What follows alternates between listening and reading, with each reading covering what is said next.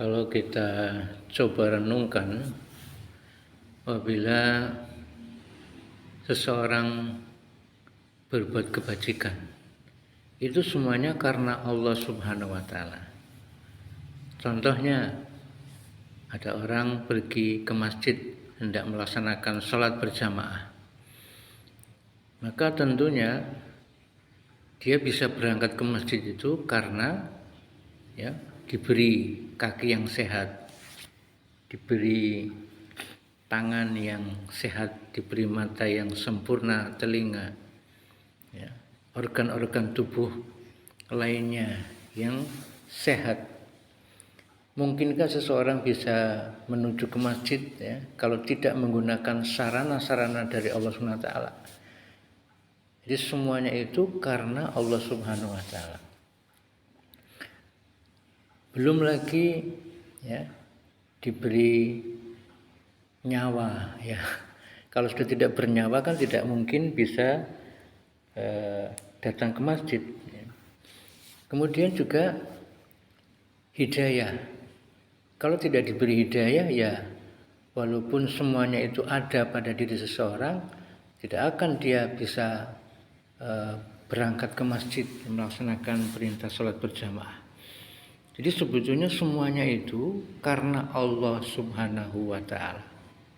Kalaupun kita mengaku-ngaku bahwa kita juga ada andil dalam hal ini, paling hanya sebatas keniatan. Kita ada niat untuk berangkat ke masjid, kita ada kemauan, kita ada keinginan untuk berangkat ke masjid, paling hanya itu.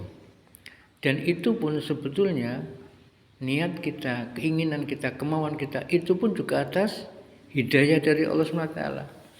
Kalau Allah SWT tidak memberikan hidayah, mungkin kita tidak ada keinginan untuk beribadah, tidak ada keniatan untuk beribadah. Jadi sebetulnya nyaris kita itu tidak ada apa-apanya, tidak ada apa-apanya. Oleh karena itu pemahaman, pemikiran seperti ini harus dijaga betul-betul. Jadi segala kebaikan-kebaikan itu karena Allah, datang dari Allah SWT, bukan dari diri kita. Tetapi sebaliknya, segala keburukan itu dari diri kita. Bahkan kita tidak bisa menyalahkan setan, menyalahkan iblis. Karena apa? Kelak nanti setan, iblis itu akan berlepas diri, tidak mau tanggung jawab. Ketika nanti di neraka, mereka akan berlepas diri, tidak mau bertanggung jawab kepada orang-orang yang dimasukkan ke dalam neraka. Dengan pemahaman seperti ini, insya Allah, yang pertama, ketika kita beramal kebajikan, kita tidak menjadi sombong. Sombong ini adalah satu sifat yang sangat dimurkai oleh Allah SWT. Iblis laknatullah alaih pada awalnya adalah hamba yang taat, yang ibadahnya hebat, luar biasa. Tetapi dia sombong. Kemudian dengan kesombongannya itu Allah SWT laknat dia. Kemudian ketika kemudian kita berbuat kemaksiatan, karena kita akan tahu bahwa nanti setan pun akan berlepas diri, iblis akan berlepas diri dari orang-orang yang telah dia goda. Dengan demikian maka kita akan berpikir, kalau begitu saya akan menjaga diri dari perbuatan maksiat. Karena nanti semua kesalahan itu ditimpakan kepada kita, tidak ada yang mau tanggung jawab. Setan iblis pun tidak mau bertanggung jawab, karena itu kebodohan diri kita. Hendaknya perasaan ini harus selalu kita jaga, fikir ini harus selalu kita jaga, bahwa kebaikan itu adalah datangnya dari Allah. Semuanya datang dari Allah SWT. Nyaris kita tidak ambil bagian, tidak ada apa-apa dalam hal ini. Bahkan niat kita pun, kemauan kita, keinginan kita itu pun datang dari Allah SWT. Hidayah merupakan bimbingan dari Allah SWT.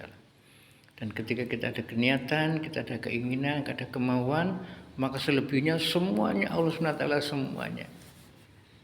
Tapi kalau kita hendak mau berbuat jahat, ya kita akan ingat bahwa nanti semuanya akan ditimpakan kepada kita semua. Tidak ada yang mau bertanggung jawab. Setan iblis pun tidak akan mau bertanggung jawab. Sehingga dengan demikian, insya Allah kita akan semakin bertambah semangat di dalam melaksanakan ibadah, dan kita akan takut untuk melakukan suatu perbuatan dosa. Dengan demikian insya Allah kita akan senantiasa berada di jalan yang diridhoi oleh Allah SWT. Ini penting sekali ya. Jadi kita mengaku sajalah, ya. Mengaku saja ketika kita berbuat baik itu karena Allah, semuanya karena Allah, bukan karena kita. Jangan pernah kita mengaku-ngaku, ini berbahaya sekali. Suatu ketika ada seorang hamba akan dimasukkan ke dalam surga. Kemudian ditanya oleh SWT, mengapa kamu dimasukkan ke dalam surga? Maka hamba ini ngaku-ngaku, oh karena saya taat kepada Engkau ya Allah. Karena saya amal ibadahnya itu ya hebat, ya tahajudnya, sholatnya, baca Quran, zikir, sedekah, dakwanya. Karena itu ya Allah. Lalu Allah SWT tanya lagi, berapa lama kamu hidup di dunia? 70 tahun ya Allah. Baik, kalau begitu kamu masuk surga tapi 70 tahun saja ya. Kaget orang ini, ya Allah, bukannya kalau masuk surga itu kekal abadi selama-lamanya? Kekal abadi selama-lamanya itu karena rahmat aku. Kamu kan tadi ibadah ngaku masuk surga karena ibadah kamu 70 tahun, ya sudah kamu 70 tahun saja. Hamba ini kemudian ya tersadar, ya Allah ampuni aku ya Allah, aku dimasukkan surga karena rahmatmu saja ya Allah, karena rahmat Allah Subhanahu wa Ta'ala ya. Sebaliknya ada seorang hamba akan dimasukkan ke neraka ya. Hamba ini terkejut ya Allah, memang saya itu pendosa, banyak dosa-dosa saya kerjakan, tetapi saya tidak menyangka sama sekali ya Allah, Engkau begitu kejam, Engkau begitu sadis. Dengan dosa-dosa saya aku masukkan ke dalam neraka. Nah terus maksud kamu apa? Saya tidak menyangka, saya mengira bahwa Engkau adalah Maha Pengampun, Maha Pengasih, Maha Penyayang ya. Kepada hamba yang berdosa Engkau begitu kasih sayang, Engkau akan ampuni dosa-dosanya. Oh begitu, ya udah, karena kamu berprasangka baik kepada aku, ya sesuai dengan persangkaan kamu, aku ampuni dosa-dosa kamu ya.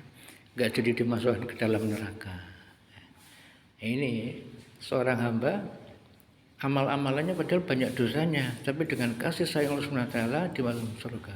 Sehingga kita nanti dimasuk dalam surga itu sebetulnya bukan karena kehebatan kita, amal kita bukan, tetapi karena rahmat Allah Subhanahu wa Ta'ala ya.